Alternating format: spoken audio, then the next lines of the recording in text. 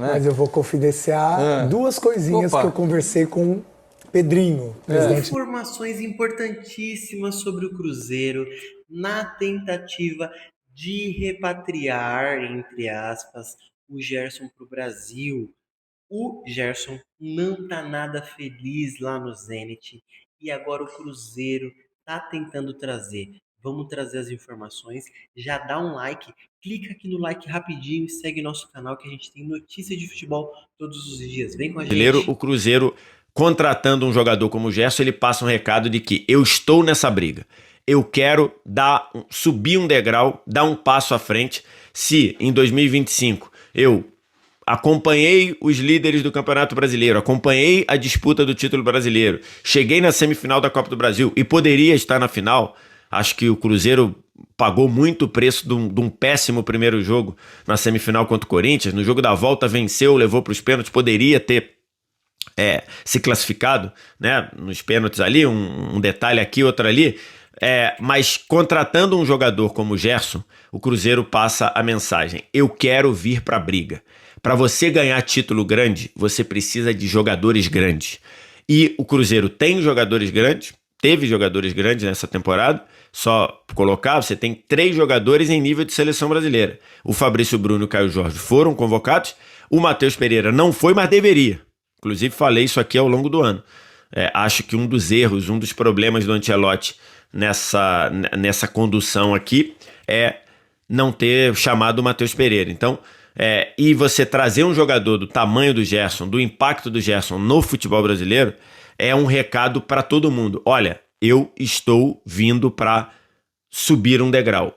Se eu briguei pelos títulos, eu estou vindo para brigar ainda mais para ganhar títulos, os principais títulos do futebol brasileiro. Então, a contratação do Gerson seria um recado do Cruzeiro, um recado para, lógico, Flamengo e Palmeiras, que estão brigando pelos últimos títulos sempre, mas um recado também para outros que queiram vir para essa briga também. O Botafogo, o de 2025 do Botafogo não foi bom, o Botafogo vai querer vir para a briga. O Atlético Mineiro com o Sampaoli desde o início da temporada vai querer vir para a briga.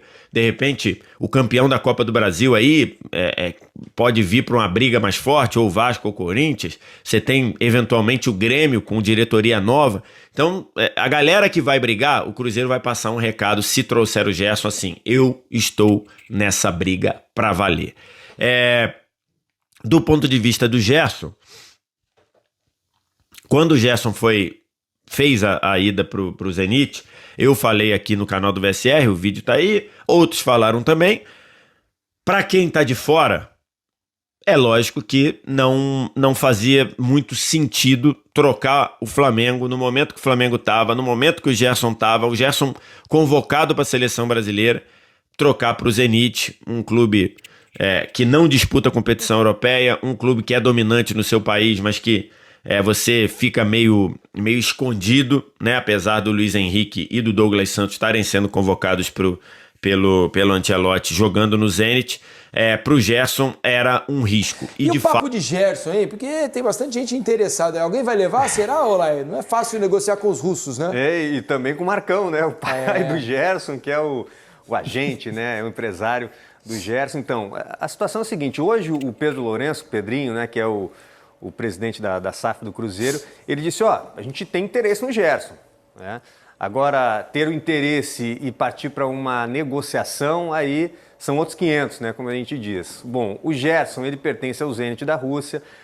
O Zenit pagou 25 milhões de euros ao Flamengo, né, que dá mais de 160 milhões de reais pela contratação do jogador. E será que os russos, antes, mais para o início da temporada, de repente, né, de compor essa situação, ter a carta na manga aí de colocar o Jonathan Jesus, se ainda, né, o Zenit tiver interesse no jogador, mas está naquela fase do interesse, né, não partiu para negociação ainda. Gerson, Zenit e também o Cruzeiro, Diniz. É difícil a situação, né? O Zenit acabou de pagar uma grana absurda pelo Gerson, né? Mas eu vou confidenciar duas coisinhas que eu conversei com o Pedrinho, presidente do Cruzeiro. Primeiro que foi na final do Campeonato Feminino, né? Corinthians e Cruzeiro, e a gente sentou na mesa para tomar um café. Ele falou assim que ele ia movimentar o mercado brasileiro, ia fazer uma grande contratação. Então eu tô achando que é blefe, tá? negócio do dinheiro, de valores altos do Gerson. Tô achando que o Pedrinho tá não deixando isso muito à vista para ninguém atrapalhar a demanda de mais gente interessada. Porque ele falou, o dinheiro para mim não é problema. Ele falou dessa forma pra gente na mesa de café. Dinheiro para mim não é problema. Tanto é que ele falou da contratação do Fabrício, Bruno, né, do Matheus, enfim. Dinheiro para mim não é problema. E eu vou bagunçar essa janela de janeiro. Ele falou desse jeito. Mas aí eu pergunto para vocês, para gastar uma bala, porque não vai ser fácil tirar lá do Zenit, né? O Zenit acabou de fazer um investimento. Foi no meio do ano, pô, nem 6 meses. Quanto foi o valor lá? 100 e tanto? Mais de 160 milhões de reais. 160 milhões de reais. Né? Tudo bem que os caras têm dinheiro lá, mas também não são de rasgar. 160 milhões de reais investidos num jogador não vai vir de graça. Eles não vão liberar o Gerson de graça para o Brasil. Eles vão, no mínimo, tentar recuperar uma boa parte desse investimento. E convenhamos, por mais que o Pedrinho... 25 milhões de euros que eles estão tentando recuperar agora. Se você somar o valor do Jonathan Jesus, mais o complemento em dinheiro. Então, assim, se você vai gastar 25 milhões de euros num jogador, estou dizendo agora no caso do Cruzeiro, eu tenho a impressão de que o meio-campo, a posição do Gerson, não é onde o Cruzeiro mais precisa.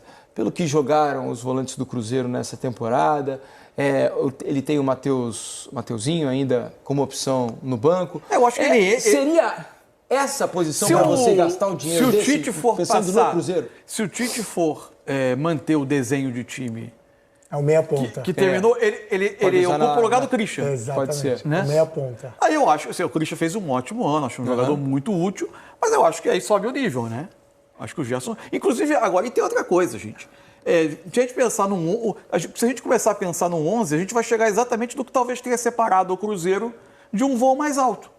Que era ter o elenco e as reposições que Flamengo e Palmeiras tinham. E esse é o ano mais duro, né? Porque tem Libertadores. Isso, o Leonardo Jardim passou grande parte do campeonato fazendo pouquíssimas substituições do Cruzeiro, né? O time chegava a minutos finais dos jogos com 2 alterações só. Ele não tinha, um pouco por característica e perfil dele de trabalho, um pouco porque claramente ele não tinha tanta confiança assim em alguns outros jogadores para resolver problemas em jogos. Ele preferia continuar com os que estavam em campo.